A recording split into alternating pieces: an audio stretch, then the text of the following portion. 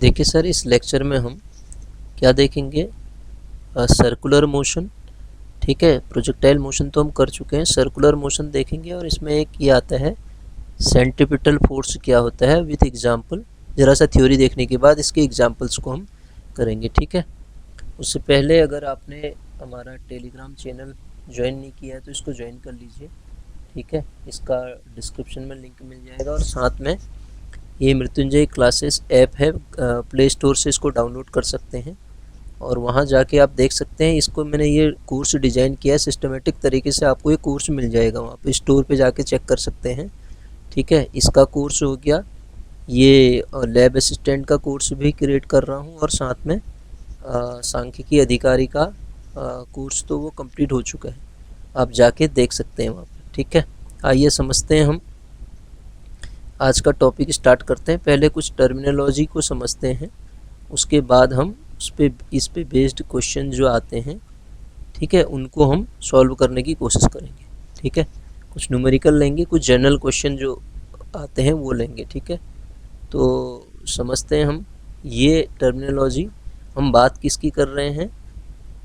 Circular motion की बात कर रहे हैं। ठीक है, और लीनियर मोशन, सर्कुलर मोशन। तो सर दो टर्म आ रहे हैं इसमें, एक तो आ रहा है अभिकेंद्र बल और अभिकेंद्र त्वरण। अगर हम बात करें कि कोई भी एक ऑब्जेक्ट है, वो ऑब्जेक्ट यदि आपका सर्कुलर मोशन कर रहा है, ठीक है, यूनिफॉर्म स्पीड से सर्कुलर मोशन करता है, तो उसकी ये डायरेक्शन जो होती है ना, वेलोसिटी टेंजेंट्स की, वेलोसिटी की डायरेक्शन मतलब उसकी टेंजेंट की डायरेक्शन होती है। ठीक है, एम मास का ऑब्जेक्ट है, ये एम मास का ऑब्जेक्ट है, तो टेंजेंट की डायरेक्शन वेलोसिटी की डायरेक्शन होती है। तो वेलोसिटी में चेंज होने की वजह से एक त्वरण उत्पन्न होगा इसमें। ठीक है, एक त्वरण उत्पन्न होगा जो सेंटर की डायरेक्शन में लगेगा। ठीक है, सेंटर की डायरेक्शन में लगेगा, उसको AC सेंट्रीपिटल एक्सेलरेशन कहेंगे। इसी त्वरण के कारण एक बल भी लगेगा फिर अब वो सेंटर की ओर, वो कहलाता है आपका FC से नोट करेंगे उसको, उसको क्या कह देंगे हम? सेंट्रीपिटल फोर्स कह देंगे, उसे क्या कह देंगे हम? सेंट्रीपिटल फोर्स कह देंगे। किसके कारण? उस त्वरण के कारण उत्पन्न होने वाला जो बल है आपका, उसको आप सेंट्रीपिटल फोर्स भी कह देंगे।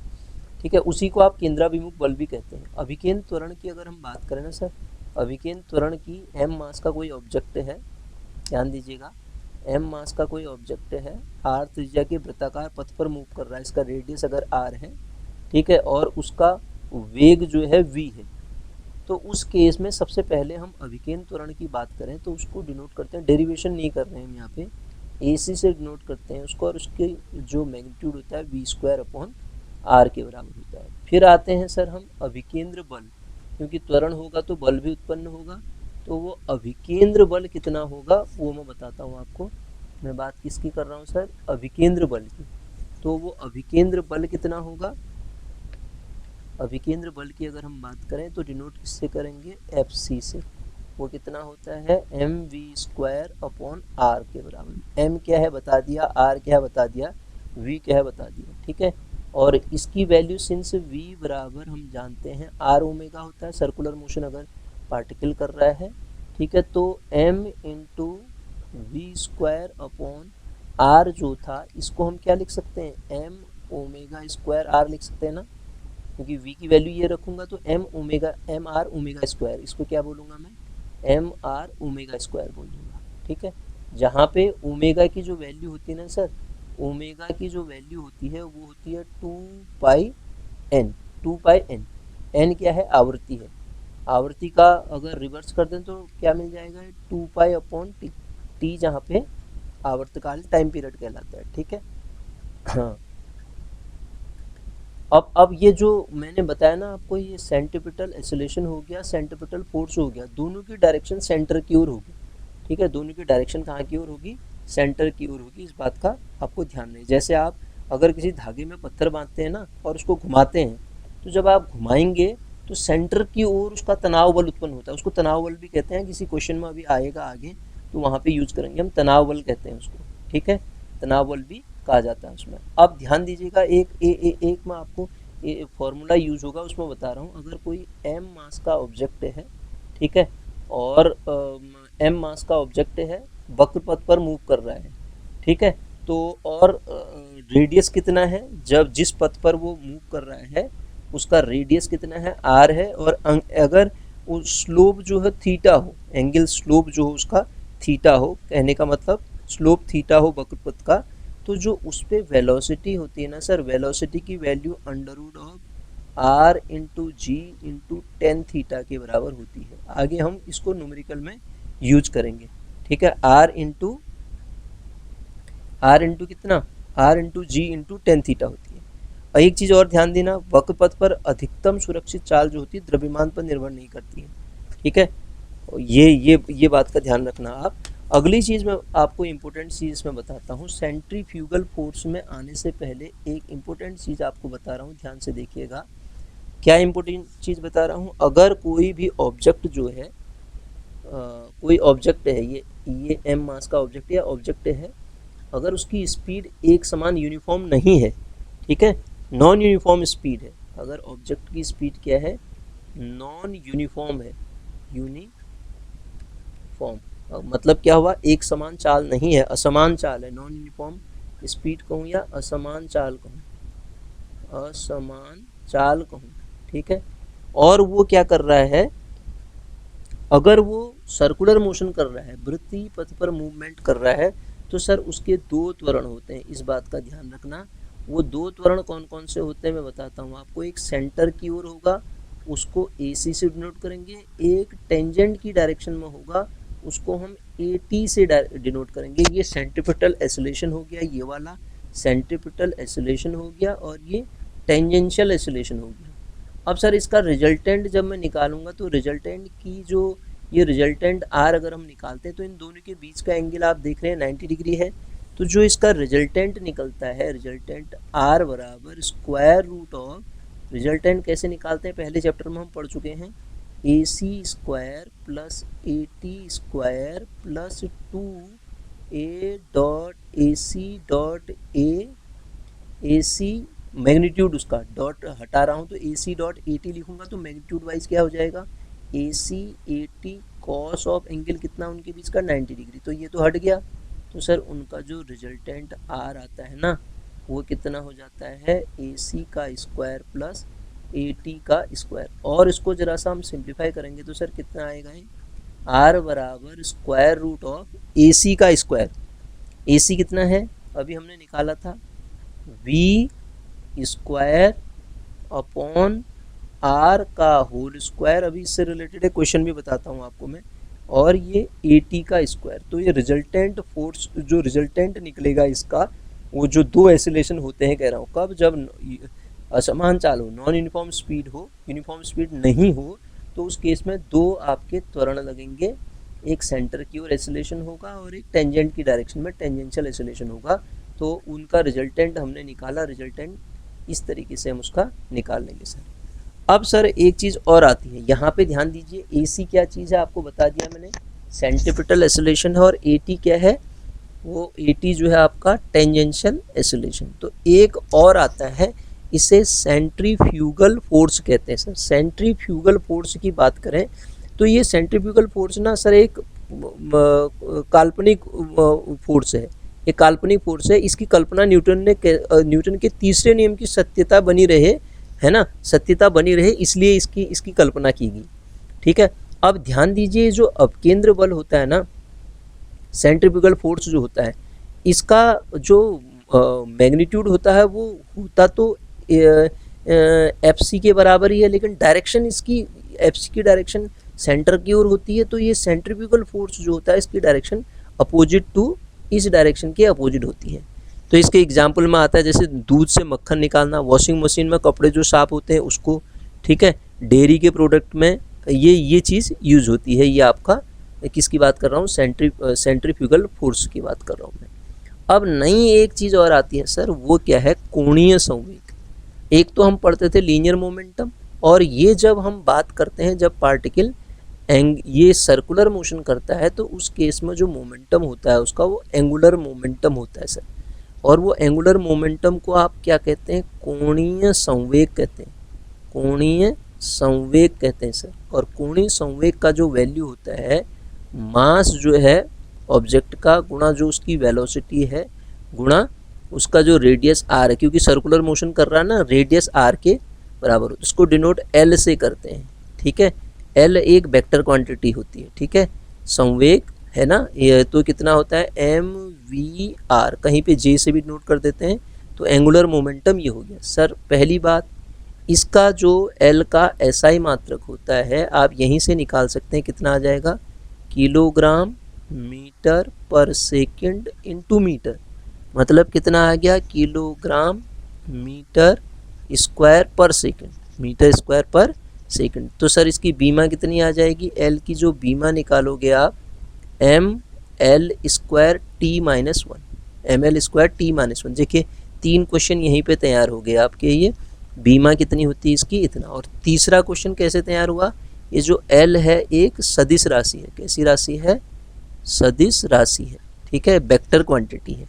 कैसी क्वांटिटी है, वेक्टर क्वांटिटी है। ठीक है, सर्कुलर मोशन कोई पार्टिकल करता है तो उस केस में एम वी आर जो होगा कांस्टेंट होगा। इसको क्या कहेंगे आप, संवेग संरक्षण का सिद्धांत कह देंगे। ठीक है, उसे क्या कहेंगे हम, संवेग संरक्षण का सिद्धांत कह देंगे। तो ये मैंने कुछ आपको टर्मिनोलॉजी बताई पहले, इस टर्मिनोलॉजी पे बेस्ड अब जो है हम जो क्वेश्चन आते हैं, 1-2 क्वेश्चन जनरल लेता हूँ, फिर उसके बाद इसके न्यूमेरिकल कराता हूँ मैं आपको। जैसे जनरल क्वेश्चन के अंदर क्या क्या पूछा जाता है, देखिए ये सिंपल से क्वेश्चन है, इसके तो आप एग्जाम्पल वैसे ही दे देंगे। अगर कोई ऑब्जेक्ट है रूपांतरित गति कर रहा है, एक वक्र पथ पर गति करता है, तो इस गति को क्या कहेंगे आप, वक्र रेखी गति कह देंगे। सिंपल सी बात है। सरल रेखी गति तो अलग होती है ना, आवर्त गति अलग होती है, अभी हम पढ़ेंगे उसको, सरल आवर्त गति भी कैसे हो सकती है वो।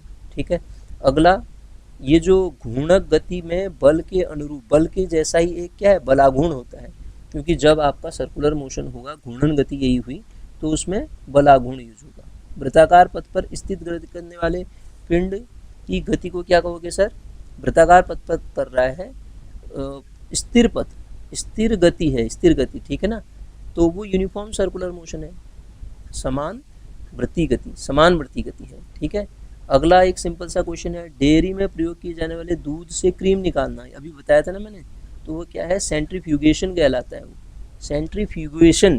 ध्यान दीजिएगा, सेंट्रीफ्यूगेशन एक वर्ड आता है, वो सेंट्रीफ्यूगेशन कहलाता है। ठीक है सर, अब आते हैं हम इसके न्यूमेरिकल्स पे आते हैं। तो न्यूमेरिकल में देखिएगा, पहला न्यूमेरिकल क्या है, ये है। जब पहला न्यूमेरिकल क्या कह रहा है, रबड़ के टायर है, रबड़ के टायरों व सड़कों के बीच, रबड़ के टायर व सड़क मार्ग के बीच घर्षण गुणांक दिया है सर।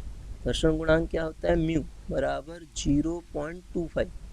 ठीक है, 20 मीटर त्रिज्या के वक्र पर बिना पलटे कार चलाई जा सकने की, 20 मीटर त्रिज्या के पथ पर। ठीक है, रबड़ के टायरों व सड़क के मार्ग के बीच घर्षण गुणांक इतना दिया है, तो 20 मीटर त्रिज्या आर जो दे रखी है 20 मीटर, 20 मीटर त्रिज्या के पथ पर बिना पलटे ट्रक चलाने, ये जो बिना पलटे कार चलाई, ट्रक की जगह पे कार है ना, कार चलाई जा सकने के लिए अधिकतम चाल क्या होगी वो हमें निकालनी। तो सर ध्यान दीजिए, ये जो इस घर्षण बल को आवश्यक बल प्रदान करने वाला बल कौन सा होगा, मतलब उसको बैलेंस करने वाला कौन होगा, यहाँ पे अभिकेंद्रीय बल होगा। क्योंकि आपका ये जो ये है टायरों और इसके सड़क के बीच कह रहा है ना, तो इसका मतलब जो घर्षण बल होगा वो क्या होगा, ये होता है म्यू इंटू एम जी।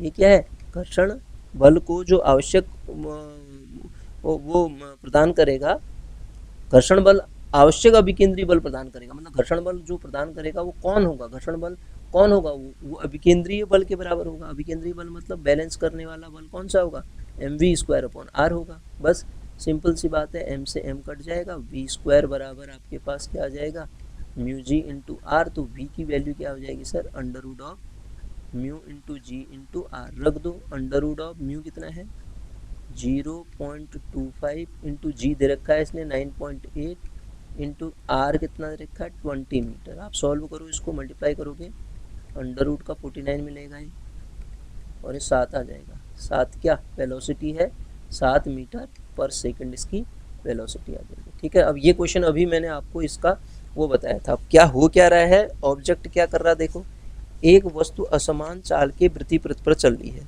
ठीक है, असमान चाल से होगा, हाँ से ही है, असमान चाल से वृत्तीपथ पर चल रही कोई भी ऑब्जेक्ट है, वो असमान चाल से वृत्ति पथ पर चल रही है 10 मीटर पर सेकंड के वेग से। अगर वृत्ति पथ की त्रिज्या 20 मीटर हो तो वेग की दिशा में त्वरण इतना मीटर हो, तो परिणामी त्वरण निकालना। परिणामी त्वरण निकालने के लिए अभी मैंने फॉर्मूला बताया था आपको। पहले तो यहाँ पे क्या क्या दिया है, v कितना दे रखा है 10 मीटर पर सेकंड दे रखा है v, और r रेडियस कितना दे रखा है 2 मीटर दिया है, और a टेंजेंशियल दिया है ना। देखिए वेग की दिशा में त्वरण, अगर वृत्ति पथ पर त्रिज्या, वेग की दिशा में त्वरण मतलब क्या हुआ, वेग क्या होता है, अगर सर्कुलर मोशन कोई पार्टिकल करता है तो वेग की दिशा क्या होती है, टेंजेंट की डायरेक्शन होती है। तो टेंजेंट की डायरेक्शन में एक्सेलरेशन जो होगा टेंजेंशियल एक्सेलरेशन होगा। तो इसने बोल रखा है नाम से वेग की दिशा में त्वरण कह रहा है, तो वेग की दिशा में त्वरण 80, वो 10 मीटर पर सेकंड स्क्वायर दिया है। तो अब हमसे पूछा है रिजल्टेंट एक्सेलरेशन क्या होगा। रिजल्टेंट एक्सेलरेशन की अगर मैं बात करूं तो वो क्या होता है सर, ए से भी हम डिनोट कर सकते हैं इसको, वो होता है ए सी का स्क्वायर प्लस ए टी का स्क्वायर। अभी बताया था मैंने आपको। यहाँ पे ध्यान दीजिए, वस्तु असमान चाल से चल रही है, ठीक है। तो ये कितना होगा, वी स्क्वायर अपॉन आर का होल स्क्वायर होता है ए सी ना, प्लस ए टी का होल स्क्वायर। अब रख दो वैल्यू, वी स्क्वायर मतलब वी कितना रखा 10, तो 100 का स्क्वायर होगा फिर ये 100 का स्क्वायर अपॉन नीचे कितना आएगा, आर कितना रखा 2, ये 4 हो जाएगा, प्लस 80 कितना रखा 10 का स्क्वायर, 10 का स्क्वायर। तो सर 100 का स्क्वायर अपॉन 4 हो गया 10 का स्क्वायर। तो इसको काटेंगे पहले इसको, ठीक है, 2 से काट लेंगे ना, ऐसा आएगा ना, 100 अपॉन 2 का स्क्वायर ऐसा है, तो ये 50 का स्क्वायर हो गया।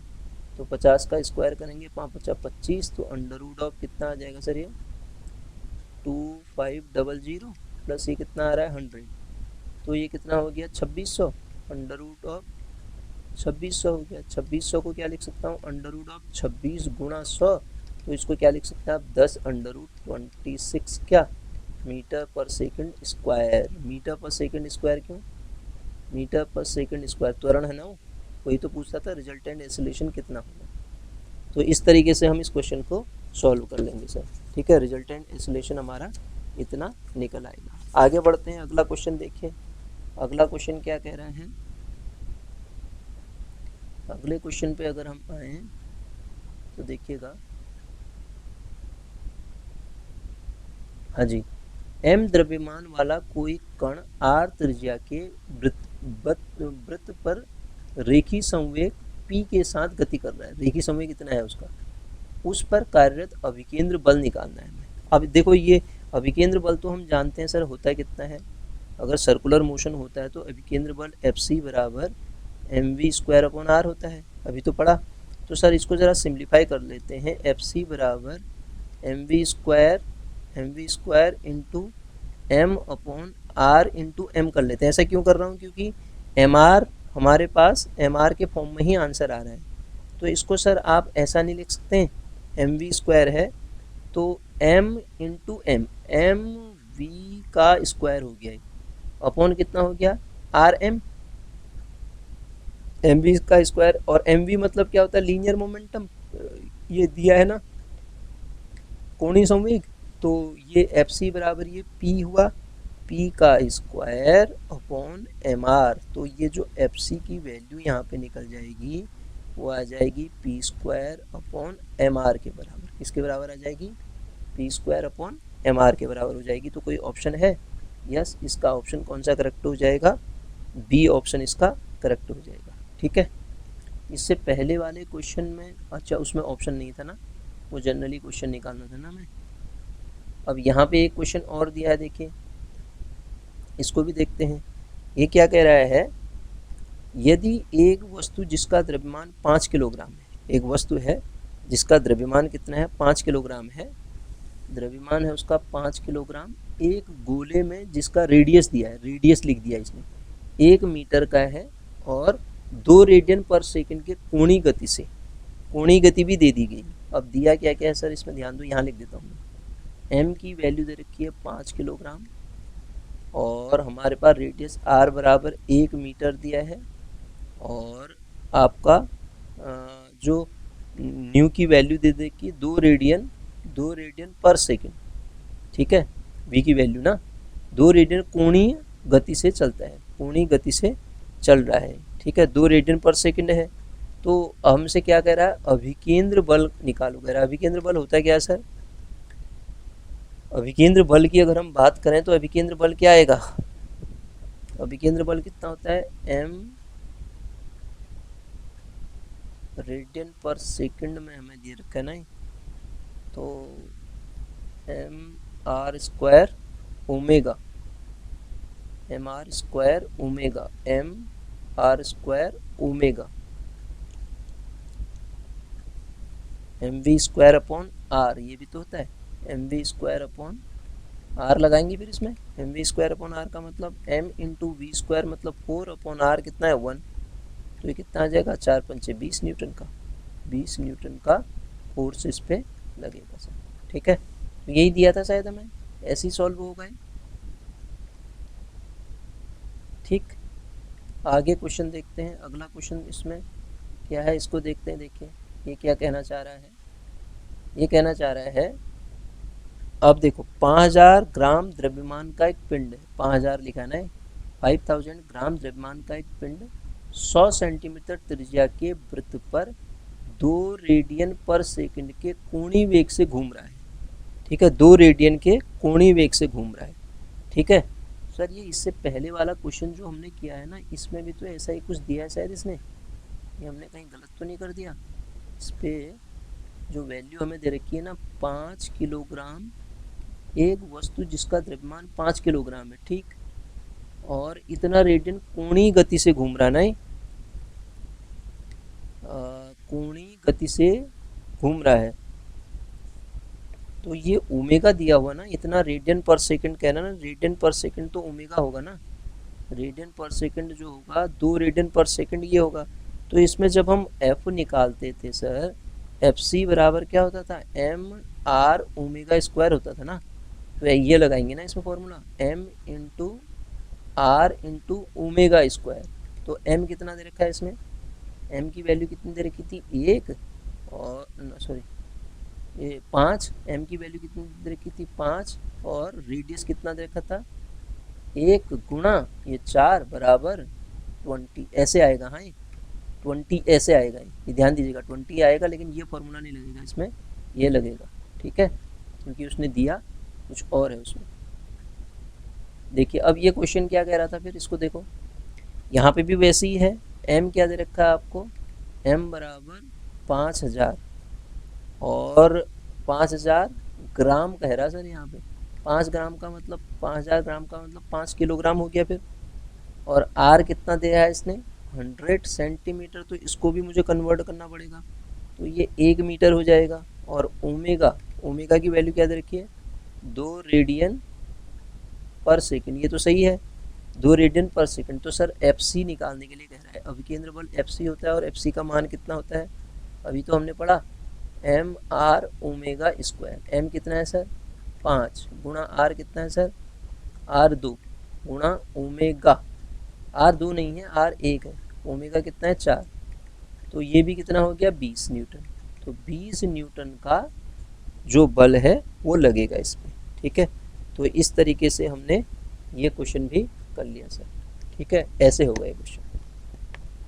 तो इतना करते हैं, इसके बाद इसके अगले लेक्चर में मिलेंगे, इसके बाद तो मेरे ख्याल से इसमें क्वेश्चन तो कोई नहीं है, देख लेते हैं अगर हैं तो कराता हूँ मैं, और नहीं है तो फिर इससे अगले लेक्चर में मिलेंगे। सारी चीज़ें हमने इसमें देखी क्या क्या, एक तो कुछ डेफिनेशंस देखी है, ठीक है ना, इन डेफिनेशंस के बाद हमने इस पर देखा कि ये छोटे कुछ ऑब्जेक्टिव क्वेश्चन, और उसके बाद ये न्यूमेरिकल्स हैं, ठीक है। तो इसके बाद अगले लेक्चर में मिलते हैं, फिर इतना करिए आप।